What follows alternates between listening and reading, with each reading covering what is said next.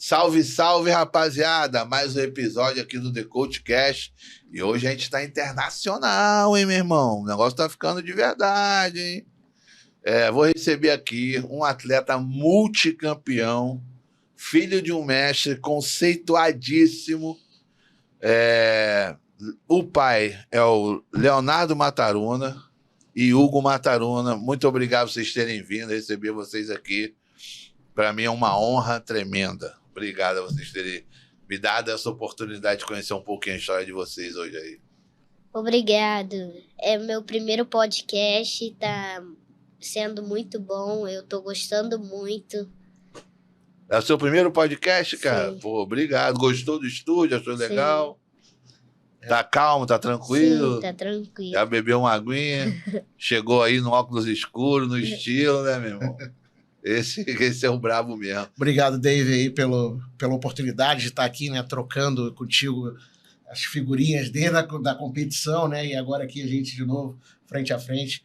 É muito bom ter essa chance, né, de falar um pouquinho da trajetória do Hugo, né, e realmente mostrar um pouco como que é a rotina dele, né, porque não é fácil, né, todo mundo acha que o atleta ser bem-sucedido é só botar lá na competição, ou então ter muitas competições, mas não é bem assim, né, que a figura deve acontecer. Né? Tem toda uma estrutura, uma dedicação dele ali por trás, né, cara? Hoje a gente tem uma equipe multiprofissional cuidando do Hugo, né? Periodicamente ele está fazendo baterias de exames médicos, exames físicos, né, clínicos. E eu também tenho nutricionista, né? Nutricionista, e todo dia eu treino. Todos os dias você treina? Todo dia eu treino. Então, é uma rotina, assim, se fosse no Brasil, né? O Brasil a gente tem a opção de escolher estudar de manhã ou de tarde, né? Que facilita um pouco fazer o planejamento da carreira de uma criança atleta, né? No exterior, o tempo de aula na escola é muito longo, né? Então, ele sai de casa às 5h30 da manhã e só volta às 3h30 da tarde. Então, matou a manhã e matou um pedaço da tarde. Né? Então, isso faz com que a rotina de treino seja muito mais extensiva na parte da noite. E aí, o tempo de recuperação, a gente tem que compensar com pausas durante o dia para ele dormir. Literalmente, dormir no ônibus, né? Dormir quando dá entre um treino e outro, dá aquela relaxada, porque senão fica muito puxado. Muito né? puxado. E vem cá, amigão, quantos esportes você pratica, cara? Eu vi lá no teu Instagram, tu é bravo demais, né, cara? Fala pra gente um pouquinho. Eu faço... Pode falar pertinho do microfone aqui. Eu faço judô, jiu-jitsu, ginástica, karatê, kickboxing, MMA, capoeira. Taekwondo também. Taekwondo e... Esse é brabo. Muay Thai. E o wrestling. Esqueci do wrestling. E dessas assim, você gosta de lutar qual? Mais em pé ou uma luta agarrada, na luta de solo? Então, depende, porque no jiu-jitsu eu uso meu judô quando eu tô em pé. Aí um ajuda o outro. O judô ajuda o jiu-jitsu em pé.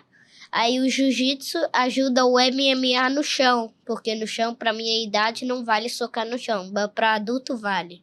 E falando de MMA, quantas lutas você tem de MMA hoje? 13 lutas de MMA.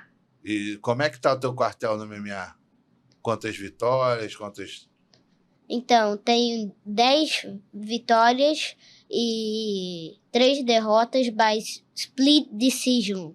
Pela decisão dos juízes de divisão, né? 2-1, né? Ali, né? Legal. E vem cá, amigão, você é faixa preta, né, meu irmão? Me fala Sim. um pouco do que você é faixa preta, como é que você conquistou essa faixa preta aí?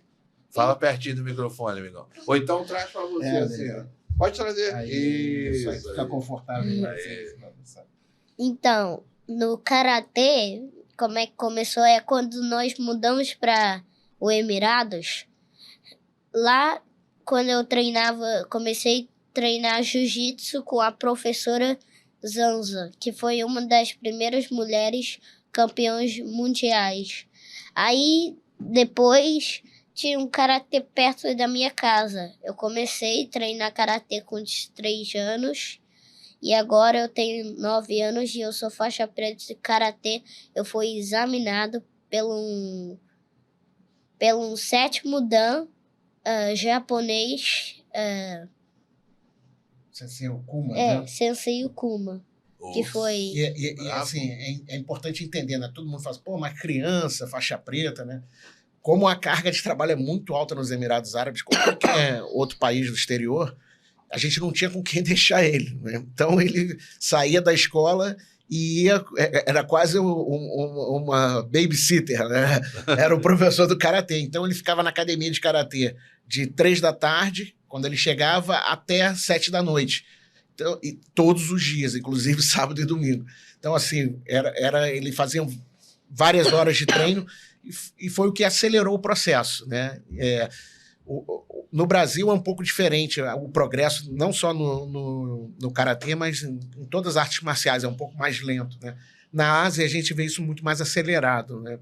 E é interessante porque quando a gente vai olhar no jiu-jitsu, lá fora, as crianças acabam sempre comparando a questão do karatê, que é muito acelerado, o taekwondo, que é muito acelerado, e o cara fala assim, pô, mas eu vou ficar 3 anos na faixa cinza, 3 anos na faixa amarela, pô, é muito tempo, né? E a princípio, nos Emirados Árabes, havia um pouco de resistência em ficar tanto tempo numa faixa.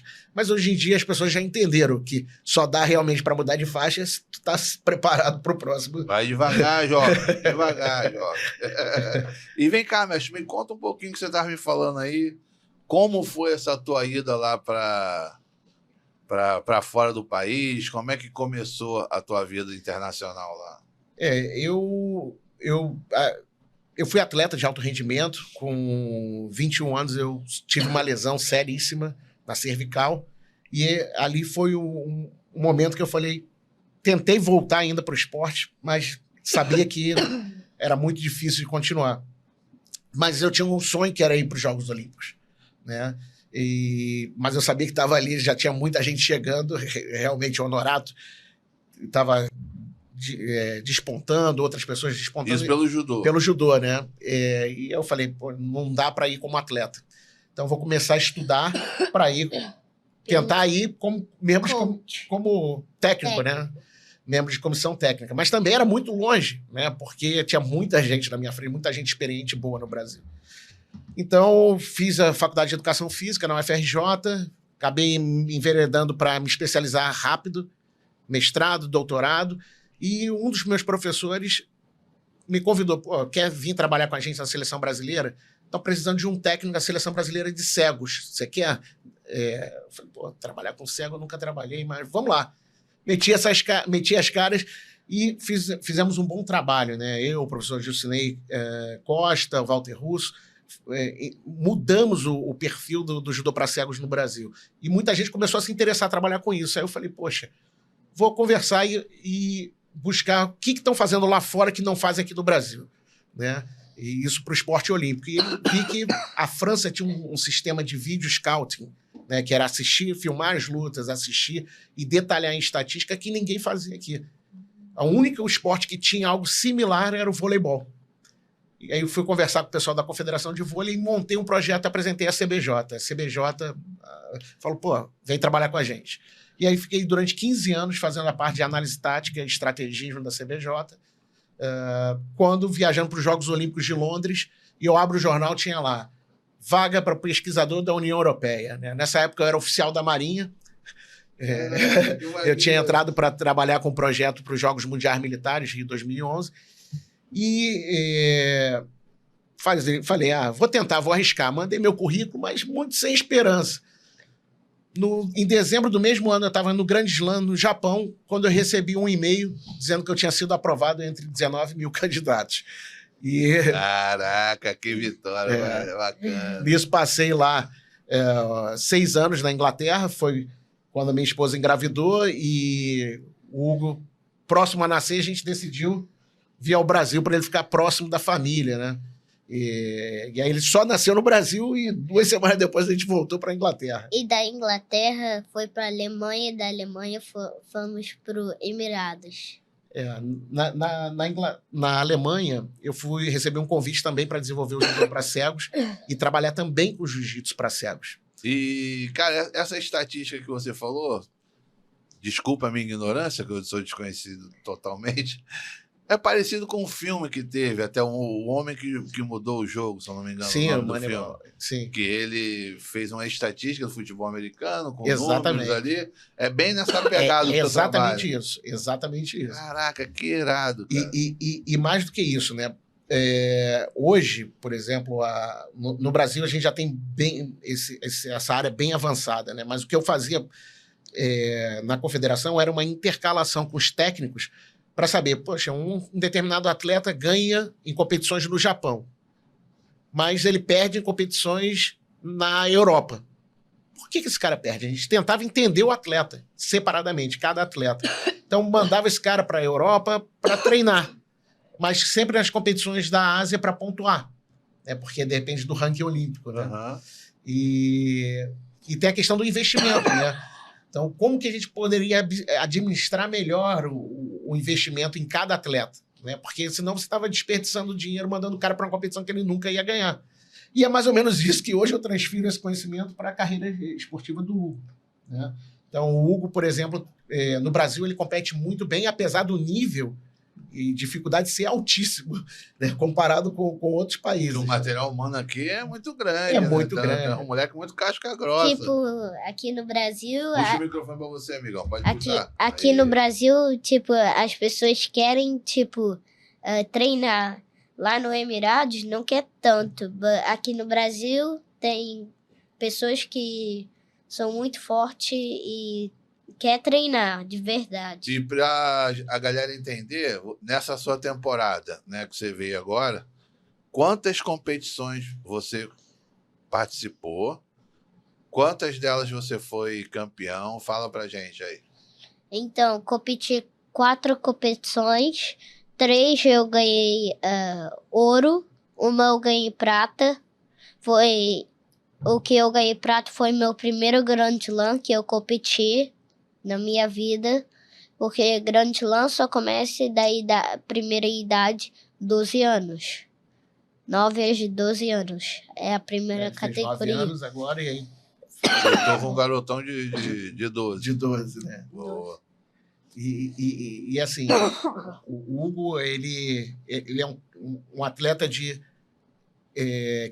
ele espera cada vez mais, né? Ele não é um cara que, quero treinar menos. Não, ele vai num treino, a gente viajou para competir na Eslovênia, eram 14 treinos na parte da manhã, 14 rolas, né? Na parte da manhã, 14 rolas na parte da tarde. E era intercalado. Só que às vezes, tipo, de manhã era em pé e de tarde era no chão. Aí às vezes de manhã era de chão e de tarde era em pé. Havia aí uma distribuição. Mas era intercalado. Para crianças menores faziam números ímpares e os maiores pares. Ele fez todos. Caiu todos tarde. E aí os técnicos ficavam bem surpresos. Como o cara não descansa, não para, não. Nos últimos 2 dias, nós fez técnicas e no último dia tinha só 2 países e eu tava ali no último dia. Nós fizemos algumas posições e luta depois. Só que nós tinha todo espaço, porque era o último dia do campo. O que ele está explicando é que, assim, geralmente os treinamentos de campo, né, depois de 3 dias, a galera tá quebrada. Tá moída. Tá moída. Aí os países começam a ir embora, né? E estavam ficando ali os mais resistentes, né? E aí ele estava falando, eu era o único ali dos latinos que sobreviveu até o final. E como é que se fala? Esse training camp não foi tão difícil para mim, porque eu já fui para um training camp lá na Turquia. Mas quando eu cheguei, eu já era bom no judô. Só que eu tomei muito, tipo, jogadas. Aí, no último dia, eu tava jogando todo mundo. Igual na Eslovênia. Alguém me jogou, aí eu joguei eles. Aí, no último dia, quase... Tipo, só uma pessoa me jogou. Aqui no Brasil, qual academia, qual treino que você conheceu assim que você achou impressionante? Então, o treino lá em Nova Iguaçu, BH, né? B, É uma academia. BVH. BVH. Uma É academia. do mestre Sandrinho, né? Sandrinho, isso. Aham, Foi um treino bom para ele, né? aham. Estrutura boa e tem uma Muito academia boa, muito fiquei bem grande surpreso. lá, muito grande. Se entrar na academia, Nível internacional. nível internacional, Com né? certeza. Não só de estrutura, mas Pai da qualidade, Brendinha, É. né? Sandro é brabo demais. qualidade de treino altíssima, né? Muita criança. É, uma diversidade. Ele tem uns atletas kids lá, tem uma tropa, galera que compete aí direto. Tipo, tinha uma faixa cinza que foi meio duro. Eu achei que ia ser normal, mas eles são bons lá. São muito bons. Boa. E assim, aqui no Brasil, a rotina de treino do Hugo, a gente deu muita sorte, né, de ter reencontrado o Chico Melo, né? Chico Melo é uma figura. né? Aquele é meu irmão, meu Deus, aquele é gente boa demais. Ele é demais. O Chico foi meu aluno na universidade, né? Ah, que Ele maneiro. dava aula na Celso Lisboa, e aí... Não sei se eu te parabenizo ou tô com a mão sofrendo. E aí nós temos a equipe Mataruna Team, hoje está em 4 países, está no Brasil, lá no Mackenzie, no MEA, junto com o Chico também, Brasil, Emirados, Alemanha, E- Inglaterra. e na Inglaterra, né? Então, são os meus faixas pretas que eu sempre falo, né? Não tem ninguém que é melhor do que ninguém, né? A gente está ali para dividir os conhecimentos e fazer com que as pessoas cresçam e cresçam profissionalmente, mas cresçam também pessoalmente. Então, um aluno meu sempre que fala, poxa, estou indo para um outro país, a gente tenta de alguma maneira estimular e ajudar para levar o nome da equipe e criar novos espaços de intercâmbio, né? Que é o que eu falo sempre, né? É muito difícil chegar no exterior, né? Muito difícil ir trabalhar fora. As pessoas acham que é fácil, mas não. É aquilo que a gente batia um papo antes de começar aqui o teu programa. No Brasil, às vezes o cara dá 1, 2 horas de aula e leva lá a vida numa boa. Mas chega lá no exterior, tem que dar pelo menos lá 10, 12 tempos de aula para poder ter uma qualidade de vida boa, né? Poder ter um bom rendimento e viver, né? Então, aqui no Brasil, a gente teve a chance de reencontrar o Chico Melo, e o Chico desenvolveu um training camp específico para o Hugo. Chamou todos os alunos dele e todos os dias, na parte da manhã, tem um treinamento de 3 a 4 horas só pro Hugo. Só pro Hugo. Só que Pode puxar, amigão, pode puxar o microfone. com no training camp de jiu-jitsu que nós estava fazendo, todas as crianças estão vindo. Então, os adultos quase não estão vindo. É só as crianças. Porque tem uma aula de adulto que acontece no mesmo horário. Uhum. Então as crianças acabaram que meio que expulsando os adultos do dojo. Dominaram o horário ali. Começamos ali com um pedacinho do dojo, foi aumentando. Pedaço, depois 2 pedaços, depois O o dojo tatame todo. inteiro. Dominou tudo. E o que mais você se diverte aqui no Brasil, cara, quando você vem? Então, aqui no Brasil eu gosto Pode puxar, pode puxar. Eu gosto de brincar futebol com meus amigos, treinar jiu-jitsu, competir. Qual o teu time? Fluminense. Nossa, mó tricolor, gente, sangue bom, tava tirando onda. E, cara, a nossa conversa antes aqui, eu tive uma surpresa. Que você vai retornar ao Brasil para lutar o Brasileiro Sem Kimono, o Sul-Americano. Como é que fala isso? Um pouquinho pra gente aí dessa tua vontade. Então, do Brasil nós vamos pro Emirados para competir. Uma competição de no-gi. No gi, a competição do Sheik lá. Porque agora o que acontece? O no-gi também infantil começou a ganhar peso lá nos Emirados Árabes, né? Certo, vai acontecer agora, esse final de semana, o grappling. E na semana seguinte, daqui a 2 semanas, tem uma competição que é o Khalid bin Zayed, Que é o circuito árabe, né? E vai ter um no-gi. Então ele tá motivado, né? Já ganhou uma etapa do no-gi. E tá pronto aí para. E você estava me falando que você tem um time lá. Você foi para lá trabalhar. Eu fui para ser professor universitário, né? E fui para ficar 1 ano. Só que quando eu comecei a ver o que o país fazia pelo jiu-jitsu, né? Eu falei assim, cara, a gente tem que ficar aqui. Porque nessa época o Hugo estava com 3 anos, estava começando a treinar com a Rosângela Conceição, né? Com a Zanza, e com o Marcos Rossi. Quando eu tive. Que é aluno do Silvio Bering.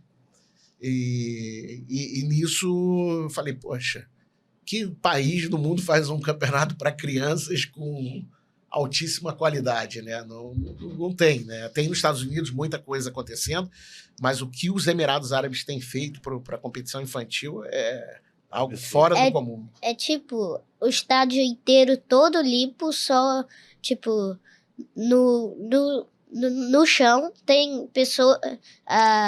como é que é? Cleaner?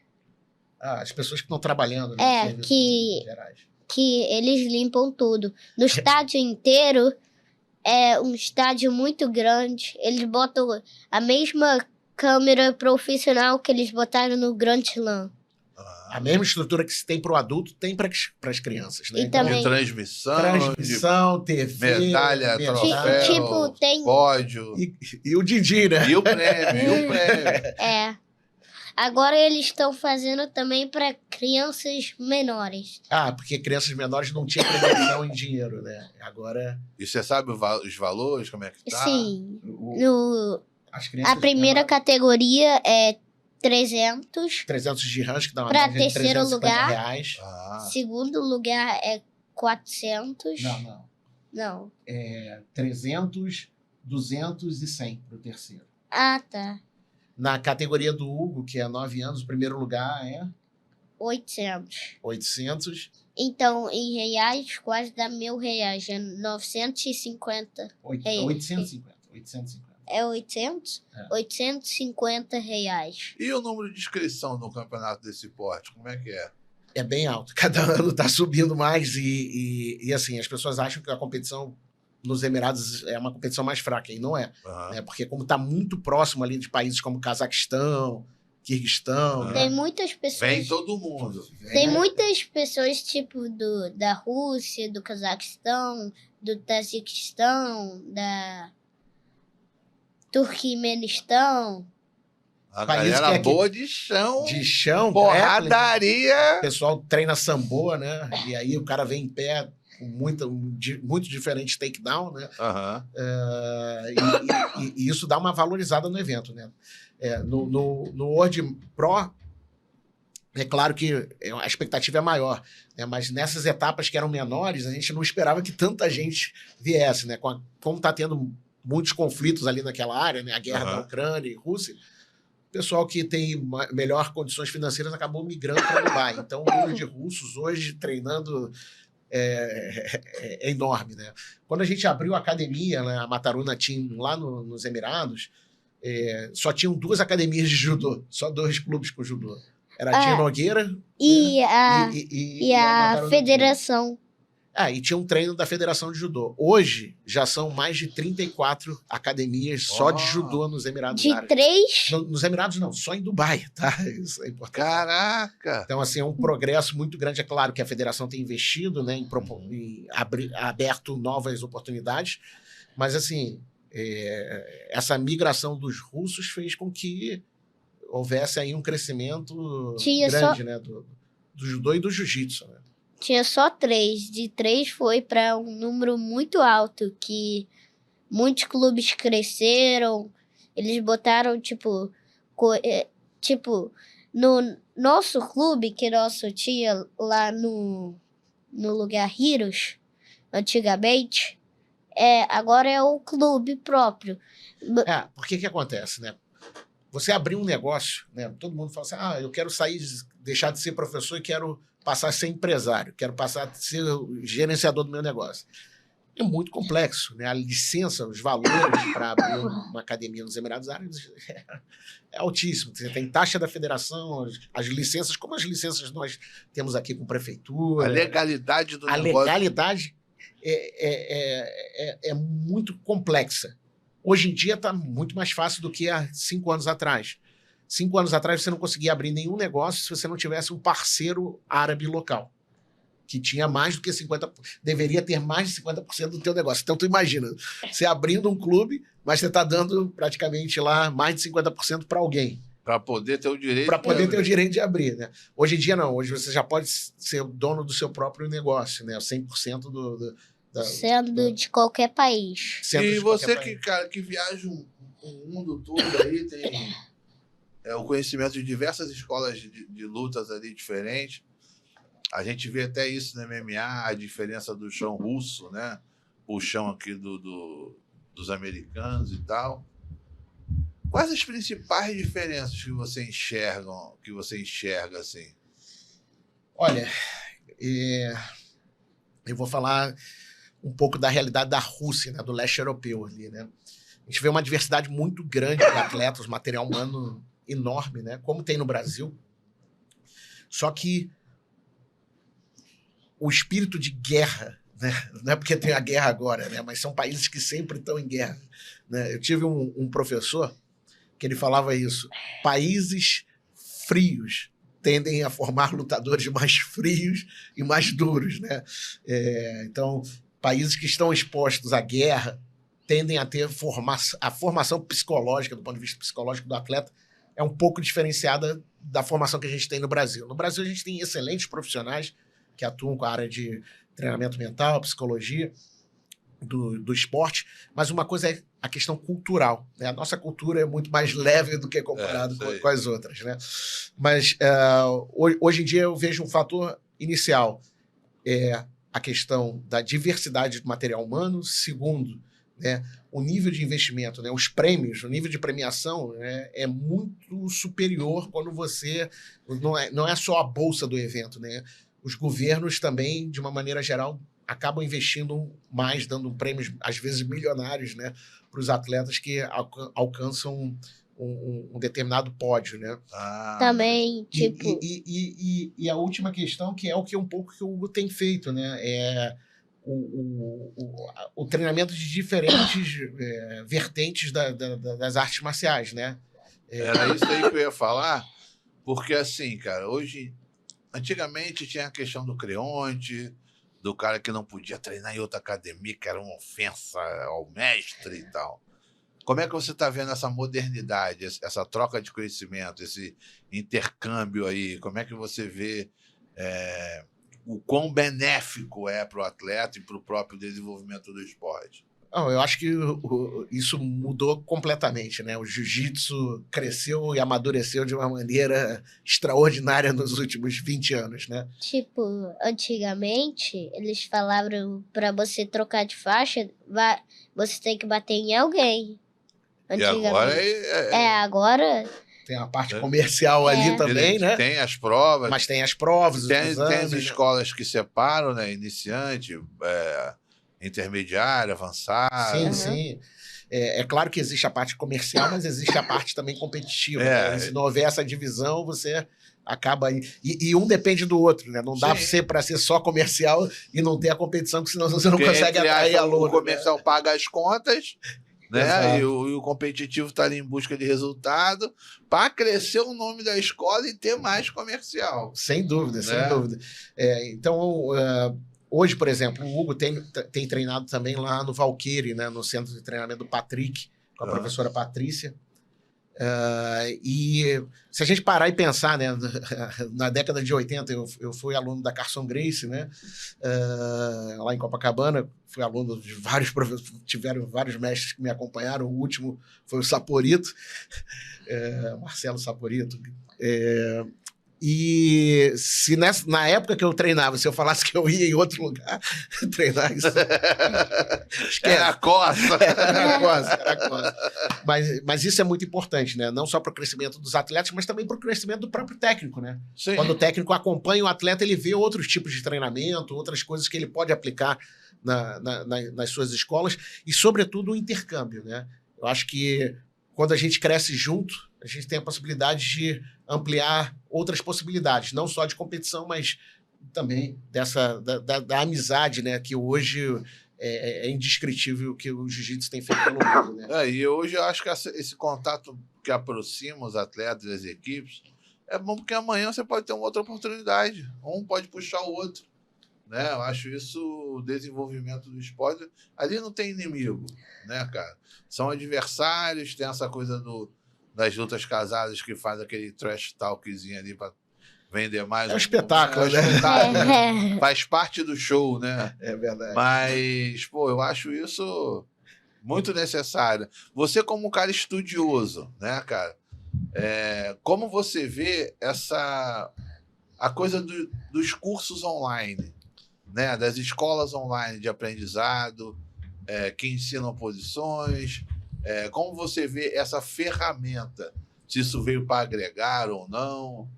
Eu acredito que, sem dúvida, tudo que vem trazer um conhecimento a mais agrega, né? Não pode ser só o cara ser aluno 100% virtual, né? Não dá para o cara receber lá, ser o faixa preta online, não tem como. Mas eu acho que soma muito, né? A minha percepção é que, hoje em dia, né, principalmente pós-pandemia, né, todo o conhecimento online ele é fundamental. Não dá para, hoje, desassociar a imagem da internet, não só com as escolas online, com os cursos online, mas também com as redes sociais, né? Isso aí. As redes sociais, da mesma maneira que atrapalham às vezes, né? Porque o aluno vê lá uma posição. O Hugo. Extraordinário. O Hugo lá foi lutar o ADCC na Polônia. O que aconteceu lá na Polônia? Conta aí. Então, foi competir a ADCC na Polônia. Aí depois. Do briefing, né? Teve o briefing das regras, né? Não. Antes. Conta aí, não vou te atropelar, não. Eu fui. Alguém que foi com nós falou, vamos pro parque. Aí eu fui pro parque, só que aí eu me cortei um dia antes da competição. É assim, pai, vamos embora. São lições que a gente vai aprendendo, né? Assim, né? Na Polônia, ele foi brincar um dia antes no parquinho, né? Lá, escorregou, se cortou todo. Aí falou, pô, vamos embora, que amanhã é a competição. E aí chegou na competição... Depois das regras, foi a minha regra, ele escutou que alguém falou assim, vale chave de pé. Aí ele falou, pô, legal. E aí ele lembrou que tinha visto um vídeo na internet, o cara saiu no braço dele, na hora que saiu no braço, daqui a pouco ele, pum, botinha. E... passando a perna. Só que ele passou a perna. Aí eu fui desclassificado. Cruzou. Mas aí eu perguntei, cara, tu nunca treinou isso? Onde tu viu isso? Pô, pai, eu vi no Instagram. Matou. Berchane, falando em rede social, cara, como é que você vê essa... Eu vejo como uma oportunidade, que eu trabalho com mídia, né, cara? Divulgação de atleta. Como você vê essa oportunidade que os atletas têm hoje de trabalhar a sua rede social? Eu acho excelente, né? A visibilidade que deu para todos os atletas, né? Diferentes idades e níveis, né? Você vê, isso é uma coisa legal. Tem um amigo meu que é especialista em rede social, né? O Etier. Ele é até dono de uma das marcas que patrocina o Hugo, que é a Bravo, de Rashguard. Tá fazendo jabá aí, né, cara? Boa, tem que fazer. Tem que Etier... dar moral para quem dá moral pra gente. A Bravo já está aí seguindo, apoiando o Hugo desde cedo, né? Desde pequeno, das primeiras competições. Maneiro. E treinamentos, ele é muito importante. Investiu, né? Viu que era um potencial e começou a ajudar, primeiro com pequenos produtos, e hoje já dá uma ajuda grande, né? Mas ele sempre fala o seguinte, né? É interessante quando a gente compara os atletas de jiu-jitsu com qualquer outro esporte. Se a gente pega um atleta olímpico, alguns atletas olímpicos do judô, por exemplo, um atleta olímpico que, de repente, ganhou até medalha nos jogos passados, tem menos seguidores, às vezes, que um faixa azul, que um faixa roxa de jiu-jitsu, que, às vezes, não tem nem tanta expressão. Não estou desmerecendo ninguém, mas é dizendo que, às vezes, não tem o mesmo impacto, né, de mídia, de mídia aberta, mas nas redes sociais o cara construiu o caminho dele, de influencer, e seguiu, né? Fez a oportunidade, né? Aproveitou. E as redes sociais dão um espaço também para o cara que, de repente, não tem aquela habilidade, né? Não é um cara atleta, não é um cara competitivo, mas o cara acaba explorando outras vertentes, como a comédia, né? Ou a própria educação, né? Então, às vezes a gente fica até assim meio com dedos, né, para falar de outras pessoas, mas tem, às vezes, algumas pessoas ensinando posições e o cara não é nem faixa preta, não foi nem um atleta, mas tá ali, tem que fazer assim, assado, e pô, quem é esse cara? Né? Mas a gente acaba vendo que a rede social é um espaço democrático, onde todos podem expor o que tem de melhor e vender isso, né, da melhor forma possível. A única questão é quando a rede social começa a tomar mais tempo, né, começa a ser mais importante do que o próprio treino, do que o próprio trabalho que o atleta vai fazendo, né? Então não dá para ser um super atleta na rede social e na vida real o cara não demonstrar, né? Aquele a gente falou, a conta não fecha. A conta não fecha. E aí não vai ter autoridade de tocar no assunto que ele tá tentando externar ali, né? Mas voltando ao Hugo, cara, em que momento você viu esse talento desse moleque aí, cara? Como é que foi? Como é que despertou? O Hugo, a gente estava na Alemanha, né, entrando num trem e tal, tava nevando, menos 30 graus, cheio de roupa, e ele irritado, e aí eu fui segurar ele pelo braço para tirar de dentro do carrinho, e ele fez uma abertura de braços com tanta força, assim, uma abdução. Eu falei, caramba, cara, será que isso é normal com toda criança? É meu primeiro filho, né? Sou professor, trabalhei com criança, mas nunca com recém-nascido. E aí fui conversando com outros amigos, e os caras falaram, não, é normal e tal. E outras situações, né, de força, de brincar com animais, e fazendo muita força. Falei, cara, esse moleque é diferenciado. Porque quando, eu era mais novo, eu lembro na Alemanha, eu tenho uma foto minha com a cabra. Aí eu tava, brincando quando eu era mais novo. Com a cabra. E fazendo mais força que um animal, né? Puxando pra lá e pra cá. Eu botava na boca e tava puxando assim. Porque eu queria que ele só comisse um pedaço e depois eu ia dar ele de novo. Só que eu dei um pedaço pra ele, ele foi e queria arrancar tudo de mim. Então eu puxando, a cabra puxando. E aí foi nesse momento que eu falei, olha, essa criança tem muita energia, né? A gente tem que botar para fazer algum esporte, né? Mas como é que a gente vai botar um recém-nascido para fazer esporte? Então não tinha como fazer nada oficialmente, então a gente fazia ginástica para recém-nascidos em casa com ele, estimulando velocidade de reação, alguns reflexos, e logo em seguida, quando a gente foi para os Emirados Árabes, que realmente a gente colocou ele para fazer o jiu-jitsu e viu que ele não tinha medo de nada. Né? Ele já pequenininho queria treinar com gente grande, né? Desde os 5 eu tava querendo lutar com uma pessoa de 13 anos alto. Só que na verdade tinha uns 10. 10, 13 anos. 10. Né? E aí as crianças falavam, ele é destemido, né? E foi com base nisso que a gente acabou investindo mais, né? Hoje, nessa vinda aqui do Brasil, o Hugo está treinando de 3 a 4 horas na parte da manhã com o Chico Melo, né? Obrigado, Chico, aí grande Chico. Pela força. Na parte da tarde, ele faz uma parte física comigo e vai para o treino lá com a Patrícia e com o Patrick, lá no Valqueire. E às vezes, quando tem treino, eu vou pro karatê depois. E depois vai pro karatê à noite ainda. Depois... É o que ele gosta, né, ele gosta. E aí pede, né? Pai, quando é que a gente vai lá na Cidade de Deus? Quero ir lá na Cidade de Deus dar meu treino. Porque na Cidade de Deus ele tem muito volume de treino, né? As crianças gostam dele lá, e também com o professor Serginho, que é do judô e do jiu-jitsu também. E tem muita pessoa do meu tamanho também. Tem muita criança do tamanho dele. Criança. Então... E bom, né? Isso que é importante, né, Rolo? E o que é mais legal é que tem um amigo dele que é o cavalo doido, né? O Ravi Belo. Ravi Belo chamou, e o professor do Ravi também, esteve conosco lá nos Emirados. E agora treinou no nosso clube. treinou lá com a gente, e eles nos convidaram na próxima semana para a gente estar indo lá em São Gonçalo. Escola Quimiec, né? Escola Quimiec. Só que ele chegou e não sabia falar inglês. Aí ele falando português com o motorista. Aí eu falei inglês com o motorista pra entender. Mas o motorista não entendeu nada. Ele é assim, what? O quê? Mas hoje o Ravi já tá falando. Já tá falando. Não, né? só que... Naquela época. Naquela época. E o Ravi acabou de ser campeão Panquiz.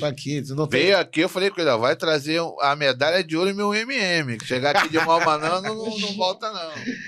E aí, assim, é muito legal porque, ao mesmo tempo que o Hugo hoje, né, tem muitos amigos do jiu-jitsu, né, no Rio, São Paulo, Gabriel Bastida, né, esses amigos também são referência, né? É uma geração. É uma geração. Cara, eu tenho oportunidade. Eu falo que isso é uma bênção que Deus me deu. Eu sou muito grato por trabalhar com criança, né? O meu nicho principal assim de comunicação são as crianças, né? Hoje, um dos maiores nomes do cenário, aí, o Daniel 220, teve aqui. Ele mesmo fala que fui eu que revelei ele e tal, mas eu só fiz o meu trabalho, entendeu?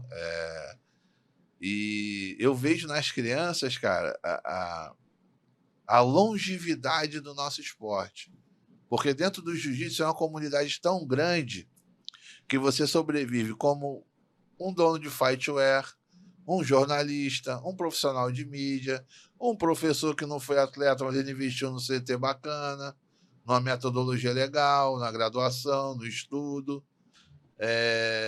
E eu, como comunicador, agora eu estou me transformando em um comunicador, eu decidi abrir o espaço para as crianças para entender o futuro, para entender o que essa molecada quer, o que essa molecada tem hoje que a gente não teve na época, por que eles se desenvolvem tão rápido, por que eles têm uma comunicação muito fácil, muito espontânea, né?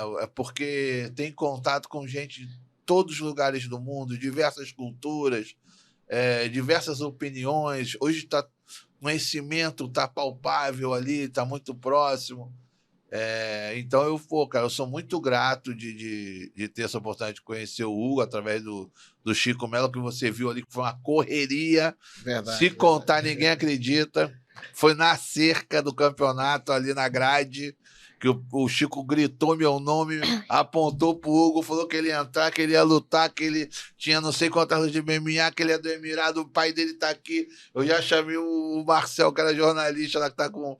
Porque eu agora acabei de inaugurar o meu site. Ah, legal. Né, que eu quero dar cada vez mais ferramentas de divulgação para essa galera, entendeu? Porque eu também aprendo. Eu penso em um dia fazer uma cobertura lá fora, entendeu? Então, conhecer a cultura, tentar entender a dimensão das coisas, porque uma vez eu ouvi de um amigo do judô que no judô não tinha... não tem esse estouro da rede social, como a gente estava falando, porque não tem um número de veículos muito grande. Não tem um time de mídia muito grande. Não sei se por causa da tradição, eu não vivo o judô, então eu não posso falar muito. Então ele me despertou essa curiosidade.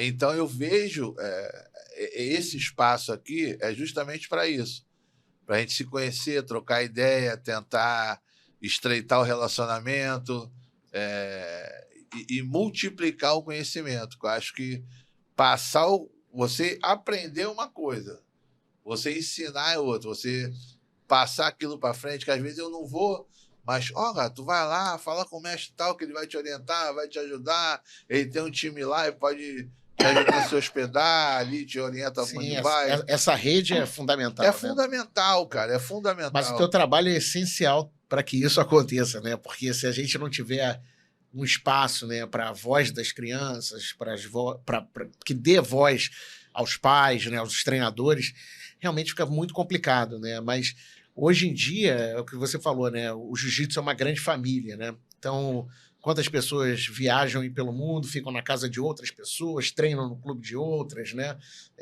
A gente conseguiu chegar num nível, num patamar de internacionalização do jiu-jitsu que outros esportes não têm. Isso aí. Né? Um ponto de acolhimento, né? Na medida que a gente consegue envolver cada vez mais pessoas, né, nessa rede. Eu sou oriundo do judô, né, apesar de ser faixa preta de jiu-jitsu, e trabalhei com alto rendimento de judô.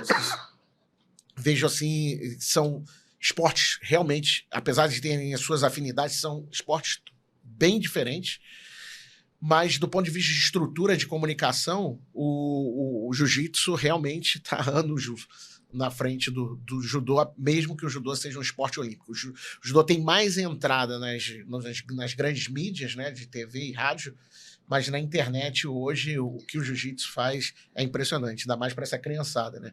O Hugo, antes de ontem, quando a gente estava falando que vinha aqui no podcast, ele ficou todo empolgado, assistiu o podcast do Ravi, do Daniel também, e aí ele estava falando, poxa, o Daniel é um dos meus ídolos, né, no esporte, né?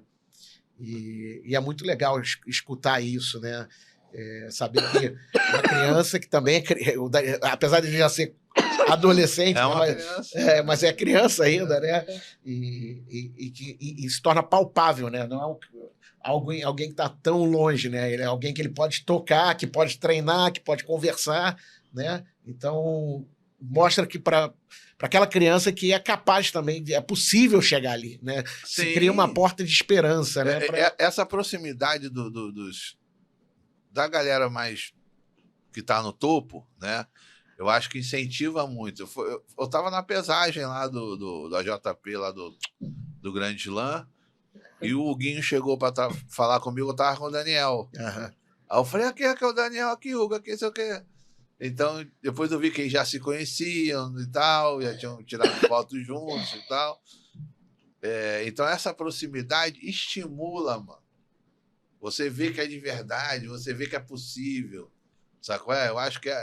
Eu acho que o meu trabalho é justamente esse, entendeu? Tentar desmistificar a coisa, tentar que um pai se identifique com você, que um pai se identifique nas dificuldades, no desenvolvimento, esperar o tempo acontecer.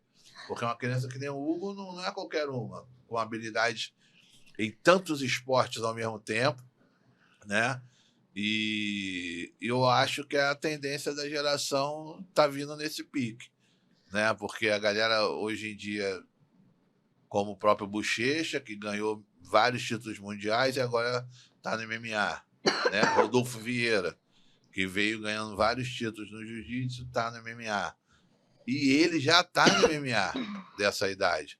Em que momento chegou o MMA na vida do Hugo? Então, isso daí é algo legal, hein, Hugo? Você é o convidado e eu estou atropelando você, meu filho. Mas vamos lá. O MMA foi uma história engraçada, né? Porque quando fala MMA para criança, né? Eles assim, o quê? MMA para criança? Socando na cara? Que isso? Tem esse espanto, né, cara? Mas na tua idade pode isso? Não pode socar na cara. Então, isso é boa coisa. Não, são quantos rounds? Então, depende da sua categoria. Da categoria de cada pessoa. No Mundial, de MMA, geralmente você tem 2 lutas para ir para as quartas.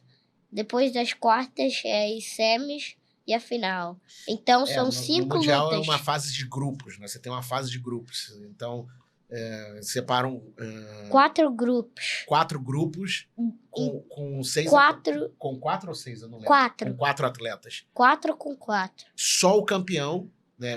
E aí faz um contra todos. Só o campeão de cada grupo que avança para as semifinais. Eles falam só que na idade do Hugo é um round apenas. Que é o UF. Não é. D. Só o D, né? Que é um round. Depois são 3 rounds. E não vale soco no rosto. Não. E não Caiu vale... no chão, para a luta, continua? Não, Como é não, que é? no chão não vale soco. Em qualquer lugar. Só que no chão, guilhotina só vale na próxima categoria No UFC. né, a partir de 11 anos, que vale guilhotina. E qual proteção você usa? Tipo, você usa luva e... Como é que é? Shin pad? Caneleira? Caneleira. Caneleira. Não usa nenhum capacete ou Não assim. usa E a luva é Protetor pequenininha? bucal, né? A luva é só vestir aqui e vai até aqui. Entendi. E protetor bucal, né? Bucal e o protetor das partes íntimas. É, A coquilha, né? Coquilha, eu não lembrava o nome em português. Mas eu... E como foi a primeira luta? Como é que Então, é descobriu? isso que eu ia falar. E quando lançaram o campeonato de MMA infantil, eu virei para os professores do nosso clube e falei assim, cara, nós temos aí uma galera que tá no judô, no jiu-jitsu e no kickbox ao mesmo tempo, né? Porque a gente tem as três modalidades no nosso clube. e se misturar judô, jiu-jitsu, kickboxing pra MMA, um ajuda o outro. Jiu-jitsu ajuda no jogar. No judô ajuda a jogar. No jiu-jitsu ajuda no chão, porque na minha idade não vale soco no chão. O Kickboxing, né? kickboxing Onde é que vale o soco e chute no MMA? só na barriga. No tronco, né? No É. peito, barriga. E no lado. E os chutes Na perna. na perna E do lado. e na parte lateral, né? Não pode socar nas costas da pessoa. Aqui eu vou Nem só... cotovelada, nem É. joelhada, né? E o MMA, quando, na verdade, a gente conversou com os professores no clube e eles falaram assim, cara, mas não é meio arriscado não, isso pode colocar em risco aí a integridade das crianças. Eu falei assim, não, de acordo com as regras, né, juntando os três esportes, vai funcionar. E nisso a gente pegou um grupo de brasileiros, né, primeiro os brasileiros que são mais próximos da nossa equipe lá nos E eu acho que Emirados. nós fomos o primeiro... Nós tivemos a primeira medalhista de ouro no MMA infantil, é a Melanie Grace. Ela treina conosco lá, né? Ela é atleta nossa lá nos Emirados, né? A amiga Ela de treino foi. do Hugo, treina junto com o Hugo. E foi a única medalha de ouro que nós ganhamos agora no Mundial de MMA. Né? Então, assim, foi algo interessante, né? Ela também ganhou o europeu esse ano. Ela ganhou o campeonato europeu, ganhou todas as etapas também do MMA de lá. Tem 4 Então, troféus. assim, é uma nova geração que eu conversava até com a professora Rose Grace, né? Que é a presidente da Confederação de MMA, que nós temos um grande número de atletas no exterior brasileiros que muitas vezes a gente não tem conhecimento do que eles estão lá treinando, né? Porque continuam só nos seus países e acabam, às vezes, não viajando tanto internacionalmente. Né? Mas quando teve, enfim, essa primeira competição, eu falei, eu vou registrar o nosso clube. Registrei o clube, escrevi 15 atletas, dos 15 atletas, 11 ganharam. Oh! Saldo positivo. Já começou positivo. Né? E aí agora, recentemente, a gente abriu uma turma só para MMA lá nos Emirados e vai começar a apostar mais no caminho do MMA infantil. Né?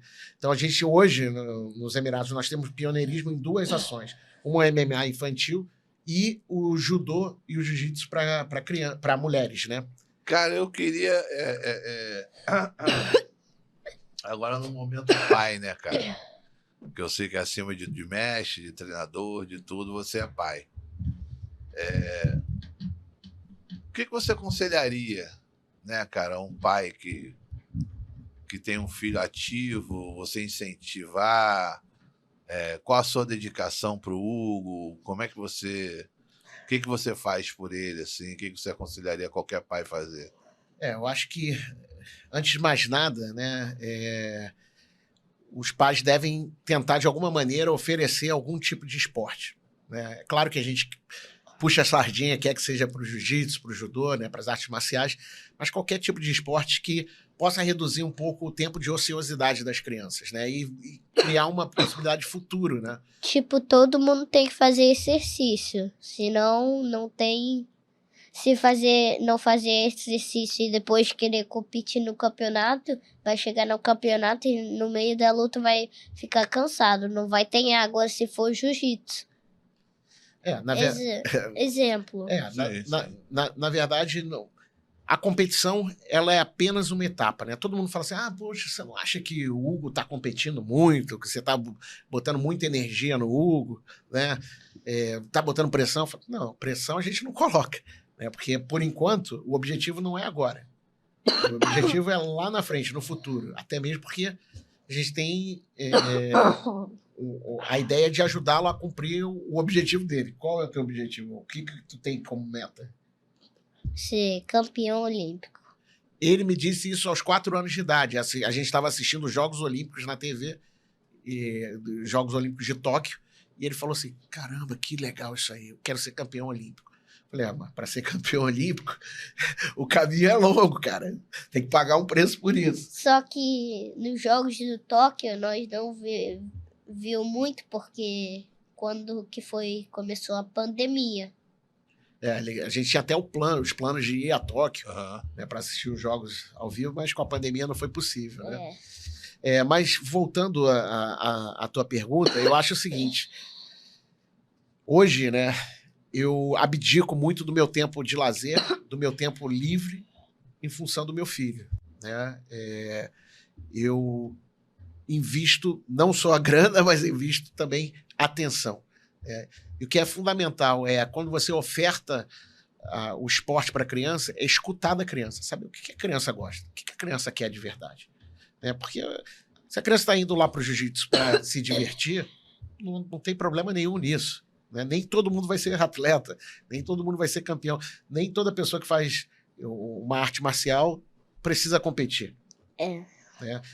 Mas, às vezes, infelizmente, alguns pais se sentem ali meio que pressionando, né, para a criança render, e não é aquilo que ela quer. Então, escutar o filho, saber o que está sendo bom, o que a criança espera, né, e trabalhar na mesma frequência que a criança, né? É claro que, como pai, a gente quer sempre que a criança se envolva mais, né? Porque também ninguém quer gastar o dinheiro, pagar lá a mensalidade de um treino, e a criança só vai lá para ficar brincando, conversando. Não, quer que converse, brinque, interaja, mas também que aprenda, né? E hoje isso é muito claro, tem tantas metodologias diferentes de ensino que tem academia para todos os gostos, né? A gente pode, se alguém quer treinar só para competição, consegue ir num lugar de alto rendimento. Se quer fazer algo mais recreativo, tem lá o professor mais recreativo. Algo mais educativo, Eu acho que muitos pais têm que entender que o mérito, o resultado é do filho e não dele. Exatamente. Acho que se eles entendessem isso em algum momento, isso facilitaria demais. Hoje em dia, quando a gente vai em um campeonato infantil, a gente vê muito xingamento. Você sabe que isso foi uma coisa que me deixou assustado, né? O Hugo, por exemplo, ele é uma criança que não fala palavrão, né? Primeiro, porque não vive do Brasil. Se vivesse no Brasil, acredito que falaria até palavrão. Mas quando ele chegou na competição aqui, na primeira competição no ano passado, ele ficou bastante assustado, né? Escutando, o técnico tá falando palavrão, o pai tá falando palavrão, né? Que desrespeito, né? Então, assim, é algo muito complexo, né? De ver até que ponto, né, vai ali a torcida, até que ponto, né? Uma coisa é torcer, né? E o outro é xingamento. É xingamento, o ódio, né? De gerar um ódio, né? É o que eu falo, né? A rivalidade, ela tem que ser lá dentro do tatame, entre os atletas. Saiu do tatame, esquece a rivalidade. Claro, você pode até não gostar de um determinado atleta, não precisa jantar junto, mas a gente tem que se conviver pelo menos. Conviver, respeitar, né? Até porque no próximo campeonato a gente vai estar junto ali de novo, é a mesma categoria, às vezes, né? Enfim, eu acho que isso não pode se tornar um conflito. É verdade. De fato, eu acho que assim. E aí, isso é uma coisa que no judô tem de positivo, né? Por ter a tradição, a filosofia, né? Existe ali um pouco mais de respeito no ponto de vista do torcer. Talvez a longo prazo, né? A própria Confederação Brasileira de Jiu-Jitsu ou qualquer outra confederação venha desenvolver também cursos de auxílio aos pais, né, na formação do atleta. Porque, por exemplo, eu fui membro da UADA, né, da Agência Mundial Antidoping, durante 6 anos. Uhum. E a UADA, ela tem um dos cursos de formação, além do técnico, do gestor, é para os pais. Porque se os pais não forem informados, não forem preparados, eles não vão saber como atuar no momento da derrota, no momento que o atleta se lesiona, né, que está fazendo uma reabilitação, ou no momento que passa por um caso de doping, né, que hoje em dia não podemos nem falar que o doping não está sendo controlado no jiu-jitsu, porque não é verdade. Né? Hoje a gente tem diversas competições, inclusive nos Estados Unidos, com controle de doping, de dopagem. Mas essa educação, ela também precisa vir das organizações, das instituições, né? Mas a longo prazo, eu acho que isso é um step, né? Um passo que a gente tem que dar, né? Acho que os professores hoje já estão bem mais capacitados, né? Já entenderam bastante sobre essa questão da rivalidade, né? E ajudam, né? Muito legal, durante essa nossa visita aqui, muitos professores nos ajudaram, deram conselhos durante a competição, pós-competição, né?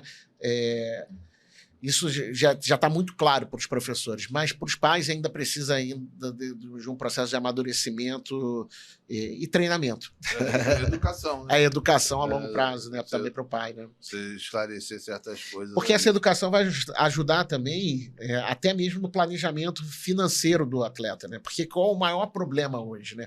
É a mesma coisa que acontece no futebol. Né? O atleta, eu vi muito isso na Seleção Brasileira de Judô, né? Atletas que vinham de classes sociais menos privilegiadas e começaram a ganhar um bom amount, né? Uma boa quantidade de dinheiro, mas que depois começaram a se desvirtuar, né? Começa a comprar tudo, gastar tudo, e a gente sabe que a vida do atleta, a carreira do atleta, ela é curta, né? E se você não usar bem esse dinheiro, uma hora acaba, né? Então, quantos atletas aí tinham uma boa condição de vida e depois perderam praticamente tudo, porque não souberam administrar, não souberam preparar. Então, essa educação financeira, ela também tem que fazer parte aí dessa preparação da carreira do atleta, né? Até mesmo para saber aonde que eu vou investir, né? Porque com tanta competição que a gente tem no Brasil, se você vai em toda... Se for viajar em tudo, vai, meu irmão. Haja dinheiro. Haja tudo. Huguinho, quem são seus ídolos hoje em dia na luta, nos esportes? Daniel 220, Mika Galvão e Carson Grace. Nossa. Daniel, porque sempre quando ele vai para os Emirados, ele vem treinar com nós. Ele é um atleta muito boa, criança, adolescente. Aí o Mika Galvão, porque ele é um atleta novo, bom, que eu gosto dele porque ele pega muito guilhotina bom. Ele é o favorito dele, pegar a guilhotina. Principalmente no no-gi.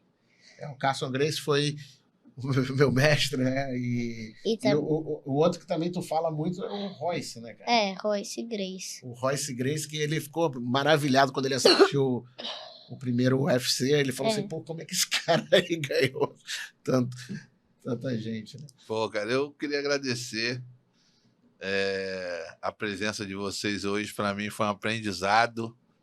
Nós que agradecemos. Uma oportunidade incrível que eu tive de conhecer um pouquinho da cultura da nossa vida internacional aí, né, da luta. Queria falar para vocês que essa câmera é de vocês. Se vocês quiserem mandar um recado, agradecer, pedir para seguir nas redes sociais. Vai lá. Solta a voz, Hugo.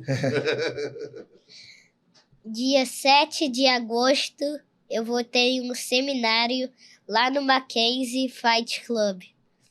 Eu também queria agradecer O Dave, né, pelo o convite. Dave e o The Coach. The Coach. The Coach. E redes sociais. Fala seu Então- Instagram. E também vai lá seguir Hugo Mataruna e The Coach. The Coach. Os. Não, agradecer muito, Dave, aí, o convite. Né? Acho que é uma oportunidade ímpar, né, para a gente. Né? O Hugo ficou muito feliz, né, cara, quando ele falou, pô, eu vou no podcast. Que barato, cara. Isso, assim, né, faz com que, o que eu falei, né, os sonhos se tornem realidade, né? Hoje a gente teve a oportunidade de estar aqui contando um pouco da trajetória do Hugo, um pouco da minha história, mas mais do que isso, né, agora eu vou deixar um recado para os pais, né? Acreditem nos seus filhos, procurem dar as melhores oportunidades para os seus filhos, né? Hoje em dia, às vezes a gente está muito ocupado, né? A vida é aquela correria Tem doida, que trabalhar, tem que dar... suporte à família, né? Mas e muitas vezes o teu filho fala assim, pô, vamos brincar ali, pai, vamos brincar rapidinho. E muitas vezes eu sei disso porque eu tenho muitos amigos que são pais, a gente está fazendo uma pesquisa até, esqueci de me falar isso, a gente está fazendo uma pesquisa entrevistando pais de atletas infantis, para entender um pouco, né, o que motiva essas pessoas a investirem seus tempos, dedicarem o seu tempo, dedicarem os seus investimentos ao esporte, né? Até mesmo para ficar ali como um legado para futuras gerações, né? Que tipo de experiências negativas e positivas essas pessoas enfrentaram durante a formação dos seus atletas. E a gente deve estar divulgando essa pesquisa no final do ano, né? Já entrevistamos o pai do Daniel 220, conversamos com o pai do Gabriel Bachida, né, e tem outros atletas internacionais também, não é só Brasil, né, o Aritz. O Aritz né, da Espanha. Né, que foi medalhista agora Acabou de estourar a orelha. no Parquido, estourou a orelha agora também da idade do Hugo. Enfim, mas por que eu estou falando isso? Porque muitas vezes a gente está muito preocupado com a parte do treinamento, com a parte da preparação do atleta, e também tem que lembrar que eles são crianças, né? E dedicar ali um pouco do seu tempo também para brincar e trocar, né? Não é só a parte da competição. Competir é importante, mas o tempo de lazer também é fundamental, né? Para esvaziar a cachola e... Mestre, eu queria que você me permitisse dar um presente pro Hugo, porque eu fiquei muito impressionado com ele. E para mim isso é uma joia que eu tenho que se tornou cenário do meu podcast. Pega esse livro aí para mim, por favor. Isso. Esse livro, ele é um livro do Marcelo Alonso e do Susumu Nagal. Ele está autografado para mim, pelos dois. E aqui conta toda a história do Vale Tudo, ao MMA. Tem autógrafo do Miltinho Vieira, que teve aqui no último evento. E conta a história da Grace, da família Grace. Como começou o MMA como esporte, os primeiros grandes combates. E eu queria presentear ele com esse livro. Para você conhecer um pouquinho daquilo que você vai construir na sua vida aí. Tá bom, meu amigão? He's giving you as a gift. Muito obrigado pelo livro. Poxa, eu não sei nem como agradecer, cara. É uma relíquia, né? Uma relíquia. Por que um tá de kimono e um tá sem? Porque o primeiro UFC era assim. Você vai conversar muito com seu pai vendo esse livro aí. Ele vai te De explicar kimono, faixa preta, como contra tudo começou. Quando tudo começou. 100 Não, anos. e é importante falar, né, isso, né? Hoje, ao mesmo tempo que nós, brasileiros, né, temos oportunidade de trabalhar em qualquer lugar do mundo, né? Então, o jiu-jitsu é a segunda mensagem para os pais. Eu sei que eu já terminei com a minha parte, mas é só para lembrar, porque isso não pode passar em branco. O jiu-jitsu não é só a possibilidade de crescimento enquanto atleta, né? É a formação do indivíduo, né? Então, a possibilidade de trabalhar que no futuro essas crianças vão ter podendo dar aula em qualquer lugar do mundo, né? Mas é muito importante não esquecer as origens, né? Sempre valorizar as origens. E é por isso que eu faço questão, né, de trazer o meu filho todos os anos no Brasil para não perder o contato com a língua, com a cultura, né? De estar próximo aos amigos. Os amigos, a família, né? Porque quando você vai para o exterior, você fica longe de todo mundo, né, cara? Tipo, do Emirados para o Brasil é 18 horas. É muito tempo. É quase um dia de viagem, né? Então não dá para vir toda hora, inteiro, né? Mas por que eu estou falando isso? Porque hoje, ao mesmo tempo que o jiu-jitsu está crescendo, existe um pequeno movimento tentando um pouco apagar o Brazilian Jiu-Jitsu, né? Que foi algo que foi construído aqui, né? Principalmente com o UFC, né? Então, hoje existem diversos movimentos pelo mundo para voltar assim, só jiu-jitsu e o Brazilian ser riscado. Não, mas é brasileiro. Né? Então, temos que valorizar o que é nosso, defender. É hoje uma identidade material e cultural do Brasil, né? Como é a capoeira, que hoje qualquer lugar do mundo tem capoeira, tem jiu-jitsu também. E também tinha um velho ditado que o seu Hélio sempre falava: tirou o kimono é tudo, menos jiu-jitsu. É isso aí. É isso aí. Obrigado, mestre, de verdade. Obrigado. Hugo, sou teu fã, moleque. Sei que eu vou ouvir muitas histórias tuas ainda. Espero que você goste do presente. Pede pro seu pai te explicar cada parte que ele tem o conhecimento, mas ele vivenciou isso. Vai matar muita curiosidade sua. Sim. É muito bom ver a pergunta da criança: um tá de kimono, outro tá sem kimono, o que aconteceu aqui? Né? Então, eu acho que você vai ter todo esse entendimento, vai ser um momento de ligação entre vocês dois, aí um passatempo muito importante. Espero de verdade que vocês gostem. É um livro muito importante dentro do nosso esporte. Para mim, ser presenteado pelo Marcelo Alonso, pelo Subnagal, tá autografado, tudo direitinho. Eu e agradeço. É de coração, tá bom? De coração, de verdade mesmo. Sucesso muito para você, Hugo. E nos vemos aí em breve, hein? Em breve estamos aí, direto. Agora fez o contato, já era. Galera, para vocês ficarem até aqui, curta, comenta, compartilha. Queria agradecer a Betamax pelo espaço, ao meu patrocinador Tauron. E é isso, galera. Hoje foi só aula, aprendi demais, escutei, meu coração está cheio de emoção, a cabeça cheia de informação. Muito obrigado, você ficou até aqui. Os.